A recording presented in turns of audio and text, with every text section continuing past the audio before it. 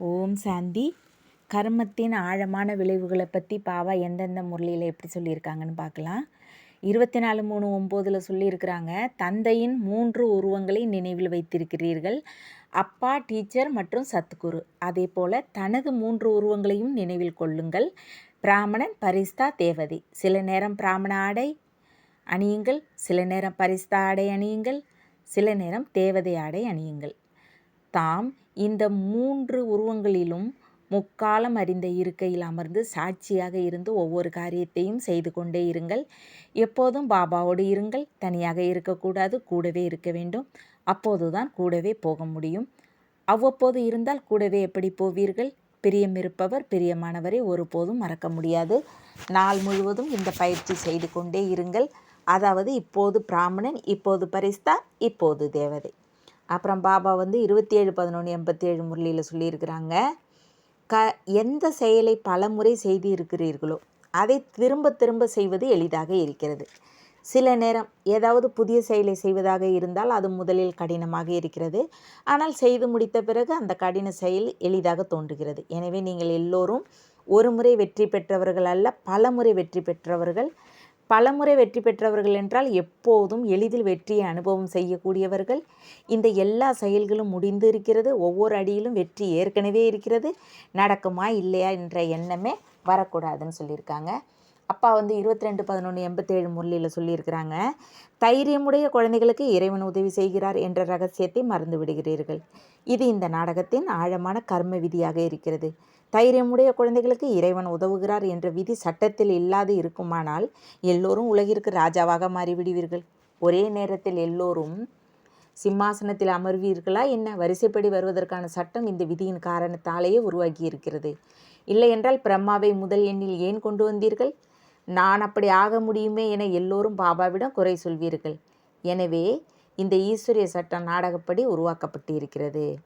5/10/87 முரளியில் சொல்லியிருக்கிறாங்க, தன்னைத்தான் அறிவது என்றால் சுயத்தை அறிவது மற்றும் சக்கரத்தின் ஞானத்தை அறிவது, அதாவது சுய தரிசன சக்கரதாரியாக மாறுவது. எப்போது சுய தரிசன சக்கரதாரியாக மாறுகிறீர்களோ அப்போது மற்ற எல்லா சக்கரங்களும் இல்லாமல் போய்விடும். தேக உணர்வின் சக்கரம், சம்பந்தங்களின் சக்கரம், பிரச்சனைகளின் சக்கரம் என மாயாவிற்கு எத்தனை சக்கரங்கள் இருக்கிறது. ஆனால் சுய தரிசன சக்கரதாரியாக மாறுவதன் மூலம் இந்த எல்லா சக்கரங்களும் இல்லாமல் போய்விடுகிறது. எல்லா சக்கரங்களிலிருந்தும் வெளிவந்து விடுகிறீர்கள். இல்லை என்றால் வலையில் மாட்டிக்கொள்கிறீர்கள். எனவே முதலில் வலையில் சிக்கியிருந்தீர்கள், இப்பொழுது வெளியே வந்துவிட்டீர்கள். அப்புறம் அப்பா 3/5/84 முரளியில் சொல்லியிருக்காங்க, சத்தியுக ஆத்மாக்கள் தின்று தீர்த்த பிறகு எது மிச்சம் இருக்கிறதோ அது சத்திரியர்களுக்கு திரேதா யோகத்தில் கிடைக்கிறது. கர்ம வயலின் முதலாவது யோகம் பிராமணில் இருந்து தேவராக மாறுபவருக்கு கிடைக்கிறது. 2வது யோகம் சத்திரியர்களுக்கு கிடைக்கிறது. வயலின் 3வது யோகம் சுவை மிகுந்ததாக இருக்கும். 2வது போகத்தின் சுவை எப்படி இருக்கும் என்பது உங்களுக்கு தெரியுமல்லவா? அப்புறம் அப்பா 3/12/84 சொல்லியிருக்காங்க, அப்பா குழந்தைகளுக்கு எந்த ஆஸ்தியின் அதிகாரத்தை கொடுக்கிறாரோ மற்றும் ஆசிரியர் ரூபத்தில் ஈஸ்வரிய படிப்பின் பலன் அல்லது பட்டம் தருகிறாரோ அதை என்னவென்று வர்ணனை செய்கிறீர்கள்? அனைத்து குணங்களும் நிறைந்தவர் என சொல்கிறீர்கள் அல்லது சில குணங்கள் நிறைந்தவர் என்று சொல்கிறீர்களா? முற்றிலும் விகாரமற்றவர், 16 கலை நிறைந்தவர் என்று சொல்கிறீர்கள். 14 கலை என்று சொல்வது இல்லை. 100% முழுமையான சுகம், அமைதியின் ஆஸ்தி என சொல்கிறீர்கள். எனவே அப்படி ஆக வேண்டுமா அல்லது அரைக்குறை பலவீனங்கள் ஏதாவது இருந்தாலும் சரியா என நினைக்கிறீர்களா? கணக்கு வழக்கு மிக ஆழமானது. போலாநாத்தாரும் இருக்கிறார், ஆனால் கர்மங்களின் விளைவுகளை அறிந்தவராகவும் இருக்கிறார். அண்டா நிறைய அழுத்தி அழுத்தி கொடுக்கிறார். அதே நேரம் ஒவ்வொரு பருக்கைக்கும் கணக்கு வைத்திருக்கிறார். ஏதாவது அரைக்குறை பருக்கைக்கும் கணக்கு வைத்திருக்கிறார். அதாவது அரைக்குறை பலவீனம் மிச்சம் இருந்தால் பிராப்தியிலும் அரை ஜென்மம், ஒரு ஜென்மம் பின்னால் வரவேண்டி இருக்கும். ஸ்ரீ கிருஷ்ணரோடு அல்லது உலக மகாராஜன் 1வது லட்சுமி நாராயணரின் அரச குடும்பத்திலோ அல்லது நெருங்கிய சம்பந்தத்திலோ வர முடியாது. எப்படி புதிய சகாப்தம் ஒன்றில் இருந்தால் உருவாகுகிறதோ அதே போல புதிய சம்பந்தம், புதிய இயற்கை, நம்பர் 1 புதிய ஆத்மாக்கள், அதாவது மேலிருந்து இறங்கி வந்த புது ஆத்மாக்கள், புதிய ராஜ்யம், இந்த புதுமையான காலத்தின் சுகத்தை சதோ பிரதான நம்பர் 1 இயற்கையின் சுகத்தை நம்பர் 1 ஆத்மாக்கள் மட்டுமே பெற முடியும். நம்பர் 1 என்றால் மாயா மீது வெற்றி பெற்றவர்கள். அப்புறம் 15/12/99 அப்பா சொல்லியிருக்கிறாங்க, மத்திய காலத்திலும் ஆத்மாக்கள் நீங்கள் பூஜைக்கு உரியவராக இருக்கிறீர்கள். உங்கள் ஜட சித்திரங்கள் பூஜிக்கப்படுகிறது. எந்த ஆத்மாவிற்கும் இப்படி விதிப்படி பூஜை நடப்பது இல்லை. அப்படி பூஜைக்குரிய ஆத்மாக்களுக்கு விதிப்படி பூஜை நடக்கிறது. எனவே வேறு யாருக்காவது அப்படி விதிப்படி பூஜை நடக்கிறதா என யோசியுங்கள். ஒவ்வொரு கர்மத்திற்கும் பூஜை நடக்கிறது. ஏனெனில் நீங்கள் கர்ம யோகியாக ஆகுகிறீர்கள். எனவே பூஜையும் ஒவ்வொரு கர்மத்திற்கும் நடக்கிறது. தர்மாத்மாக்களையும் மகான் ஆத்மாக்களையும் கோயிலே கூடவே வைத்திருக்கிறார்கள். ஆனால் அவர்களுக்கு விதிப்படி பூஜை நடப்பது இல்லை. எனவே மத்திய காலத்திலும் மிக உயர்ந்தவர்களாக இருக்கிறீர்கள். அதாவது சிரேஷ்டமாக இருக்கிறீர்கள். அப்புறம் பாபா 20/2/2001 சொல்லியிருக்கிறாங்க, இன்றைய நாட்களில் விசேஷமாக பக்தர்கள் உங்கள் நினைவு சின்னங்களுக்கு பலியிடுகிறார்கள்.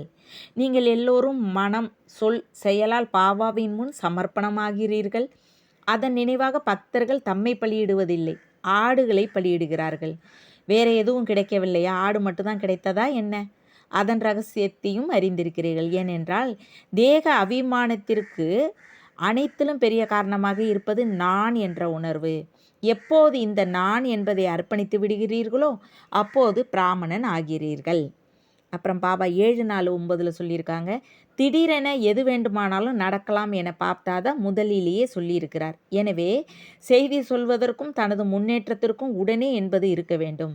சில நேரம் என்பது கூடாது. சொல்லப்போனால் பிராமணர்களின் அகராதியில் சில நேரம் என்ற வார்த்தை அழகாக இல்லை. நினைத்தவுடனே செய்ய வேண்டும், பார்ப்போம், செய்வோம் என இந்த ஓம் ஓம் என்ற வார்த்தையே கூடாது. எனவே உங்கள் மம்மா கூட இப்போது இல்லையில் எப்போதுமே இல்லை என்ற லட்சியம் வைத்திருந்தார். அதை எல்லோருக்கும் நினைவூட்டினார். அப்புறம் பாபா 30/11/8 சொல்லியிருக்கிறாங்க, பாப்தாதா அவர்கள் ஒரு முறை எல்லா சென்டர்களையும் சுற்றி வந்தார். என்ன பார்த்தார் என்பதை சொல்லலாமா? எந்த விஷயத்தில் குறை இருக்கிறது? ஒரு நொடியில் மாற்றத்தை கொண்டு வந்து முற்றுப்புள்ளி வைக்க வேண்டும் என்பதில் குறை இருந்தது தெரிய வந்தது. எதுவரை முற்றுப்புள்ளி வைக்கவில்லையோ அதுவரை என்னென்ன நடந்து கொண்டு இருக்கிறது என்பதே தெரிவதில்லை. கடைசி நேரத்தில் கடைசி நொடியில் வரும் என்று பாப்தாதா சொன்னார்கள். ஆனால் எதை பார்த்தார்? முற்றுப்புள்ளி வைத்தீர்கள், ஆனால் அது கமாவாக மாறிவிடுகிறது. மற்றவரின் விஷயங்களை நினைக்கிறீர்கள், இது ஏன் நடக்கிறது, இங்கே என்ன நடக்கிறது என ஆச்சரிய குறியிடப்படுகிறது. எனவே முற்றுப்புள்ளி இடுவதில்லை, மாறாக கமா, ஆச்சரியக்குறி மற்றும் ஏன் என்ற கேள்வியில் கியூ ஆகி விடுகிறது. எனவே இதை யோசிக்க வேண்டும். முற்றுப்புள்ளி வைக்க பழக்கமில்லை என்றால் கடைசி நினைவுப்படி நிலை ஏற்படும். அந்துமதி சோக்கதி சிறந்ததாக இருக்காது. 15/11/11 சொல்லியிருக்கிறாங்க, அப்பா ஆஸ்தி ஆத்மாக்களுக்கு பாபாவிடமிருந்து கிடைக்கிறது என்று பாப்தாதா முன்னரும் சொல்லியிருக்கிறார். எனவே பாபாவை அறியுங்கள், நேரத்தை அறியுங்கள், சுயமரியாதை அறியுங்கள், அப்போது ஆஸ்திக்கு அதிகாரியாக முடியும். இப்போது பாபா வந்திருக்கிறார், பாபா ஆஸ்தி கொடுத்து கொண்டு இருக்கிறார். இது புத்தியில் வர வேண்டும். அப்போதே ஆஸ்தியை பெற்று ராஜ்ய அதிகாரி ஆக முடியும். 6/1/88 அப்பா சொல்லியிருக்கிறாங்க, ஸ்நேகம் அதாவது ஈர்ப்பு எந்த விதத்தில் இருந்தாலும், அது சங்கல்ப அளவில் இருந்தாலும், சொல் அளவில் இருந்தாலும் அல்லது செயல் அளவில் இருந்தாலும் அது லீக்கேஜ் என்று சொல்லப்படுகிறது. பல குழந்தைகள் அறியாமை மிகுதியால் ஆசை இல்லை ஆனால் நன்றாக இருக்கிறது, விரும்பவில்லை ஆனால் நினைவு வருகிறது என சொல்கிறார்கள். எனவே ஆசையின் அடையாளம் எண்ணம், சொல், செயலின் ஒரு பக்கம் சாய்தல். எங்கே பொறாமை அல்லது வெறுப்பு ஏற்படுகிறதோ அங்கும் சாய்தல் ஏற்படுகிறது. பாபாவை நினைக்க யோகத்தில் அமருவார்கள். எனினும் யார் மீது பொறாமை அல்லது வெறுப்பு இருக்கிறதோ அவரின் நினைவு வருகிறது. நான் சுயதரிசன சக்கரதாரி என்று நினைப்பார்கள், ஆனால் பிறரை பற்றிய சக்கரம் சுற்றி கொண்டிருக்கும். பிறகு பாபாவின் முன்னால் நான் மிக நன்றாக இருக்கிறேன், ஆனால் அந்த விஷயம் அப்படி இருக்கிறது, எனவே அதை கொஞ்சம் சரி செய்யுங்கள் என்று விண்ணப்பிக்கிறார்கள். கணக்கை ஏற்படுத்தியது நீங்கள், அதை சரி செய்ய வேண்டியது நானா என பாபா புன்னகைக்கிறார். சரி செய்ய வையுங்கள் என்பது சரி, ஆனால் சரி செய்யுங்கள் என்று சொல்வது சரி இல்லை. ஓம் சாந்தி. தேங்க்ஸ் பாப்பா.